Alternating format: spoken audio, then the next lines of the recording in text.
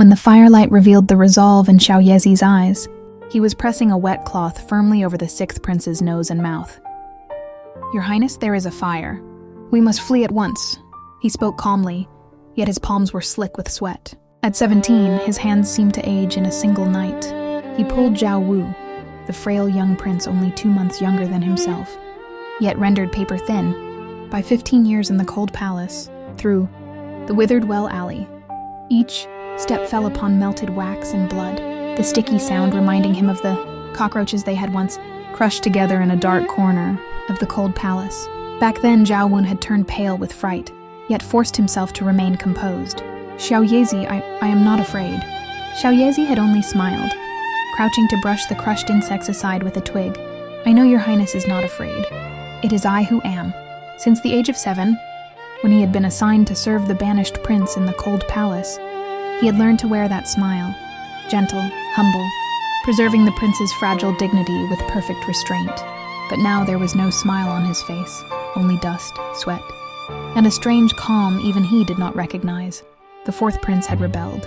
The news had come in whispers during the evening meal from the eunuch who delivered their food. He had said the rebel army had already reached the outskirts of the capital and might breach the imperial city at any moment. Xiao Yezi clicked his tongue softly and secretly saved half a bun, wrapping it in oil paper and hiding it against his chest.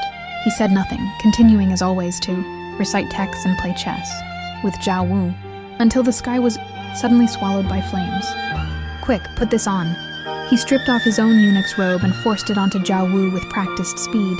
In recent months, he had overheard palace servants speaking in hushed tones of the fourth prince, raising rebellion in his fief. He had long understood that once the rebel army entered the capital, the purge of imperial bloodlines would follow. He had not expected it to happen so soon. Yet he had already traced this escape route again and again in his mind. Withered well alley, the dog hole, the western ruins, the southern street, each step carved into his bones. "Xiao Yezi, the fire grows stronger, we must go." Why are you wearing my clothes?" Zhao Wun's voice trembled. Xiao Yezi looked into those young eyes no older than his own, and suddenly remembered a distant afternoon. He had been 8, beaten half to death for hiding half a pastry for the starving prince. Qingwen had knelt beside his bed, crying, clumsily applying medicine with small shaking hands. "I am sorry, Xiao Yezi. I am so sorry. Please do not cry, your Highness," he had said then. "I do not feel pain." And now he truly did not. The burning in his chest was not pain. It was the warmth of the cold bun hidden against him, and the brand left by the lady's final words, "Let my son Wu live."